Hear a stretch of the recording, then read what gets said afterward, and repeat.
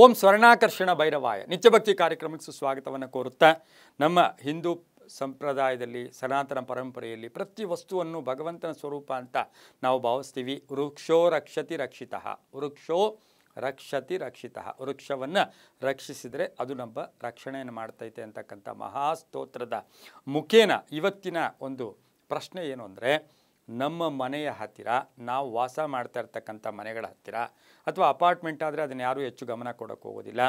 ಆದರೆ ನಮ್ಮ ಮನೆ ಇರ್ಬೋದು, ಹೊಲಗಳಿರ್ಬೋದು, ಭೂಮಿ ಇರ್ಬೋದು, ನಮ್ಮ ಜಾಗಗಳಲ್ಲಿ ಅರಳಿ ಮರ ಅದು ಉದ್ಭವ ಆದರೆ ಅಥವಾ ಮನೆಯಲ್ಲಿ, ಮನೆಯ ಪಾಯದಲ್ಲಿ ಅಥವಾ ಮನೆಗೆ ಗೋಡೆಗೆ ಅಥವಾ ಮನೆ ಒಳಗಡೆ ಈ ಅರಳಿ ಮರ ಏನಾದರೂ ಅದು ಹುಟ್ಟುಕೊಂಡ್ರೆ ಅದರ ವಿಚಾರವಾಗಿ ಶುಭನ ಅಶುಭನ ಅದನ್ನು ಹೇಗೆ ನಡ್ಕೋಬೇಕು ಅಂತಕ್ಕಂಥ ಪ್ರಶ್ನೆಗೆ ಉತ್ತರವನ್ನು ಹುಡುಕ್ತಾ ಹೋದಾಗ ಅಥರ್ವ ವೇದದಲ್ಲಿ ಅರಳಿ ಮರದ ಉಲ್ಲೇಖ ಇದೆ. ಅಥರ್ವ ವೇದದಲ್ಲಿ ಅರಳಿ ಮರದ ಉಲ್ಲೇಖ ಇದೆ. ಅದನ್ನೇ ನಾವು ಇಂಗ್ಲೀಷಲ್ಲಿ ಪೀಪಲ್ ಟ್ರೀ ಅಂತ ಕರಿತೀವಿ, ಪೀಪಲ್ ಟ್ರೀ ಅಂತ ಕೂಡ ಕರಿತೀವಿ.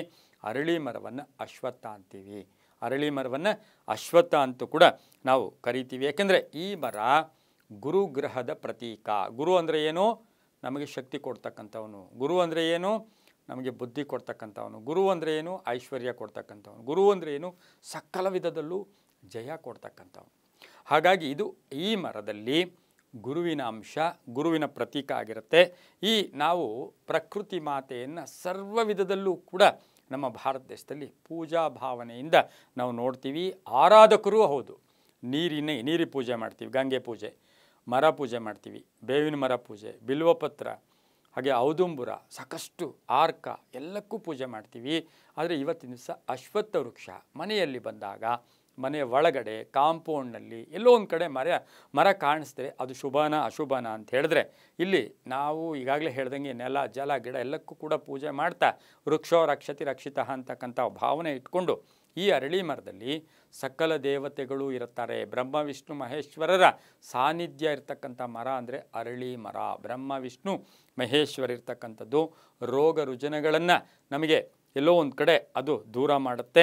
ಹಾಗೆ ಆಮ್ಲಜನಕವನ್ನು ಕೊಡ್ತಕ್ಕಂಥ ನಮಗೆ ಉಸಿರಾಟ ಪ್ರಕ್ರಿಯೆಯಲ್ಲಿ ಒಳ್ಳೆಯದಾಗತ್ತೆ, ಆರೋಗ್ಯದಲ್ಲಿ ವೃದ್ಧಿಯಾಗತ್ತೆ.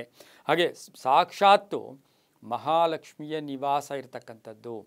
ಮೂಲತೋ ಬ್ರಹ್ಮರೂಪಾಯ ಮಧ್ಯತೋ ವಿಷ್ಣು ರೂಪಿಣಿ ಅಗ್ರತ ಶಿವರೂಪಾಯ ವೃಕ್ಷರಾಜಾಯತೆ ನಮಃ ಅಂತೀವಿ. ಹಾಗಾಗಿ ಈ ಮರದಲ್ಲಿ ಕೃಷ್ಣ ಭಗವಾನರು ಭಗವದ್ಗೀತೆಯಲ್ಲಿ ಹೇಳ್ತಾರಂತೆ, ಮರಗಳಲ್ಲಿ ನಾನು ಅಶ್ವತ್ಥ, ಮರಗಳಲ್ಲಿ ನಾನು ಅಶ್ವತ್ಥ ಅಂದರೆ ಕೃಷ್ಣನ ಒಂದು ಆವಿರ್ಭಾವ.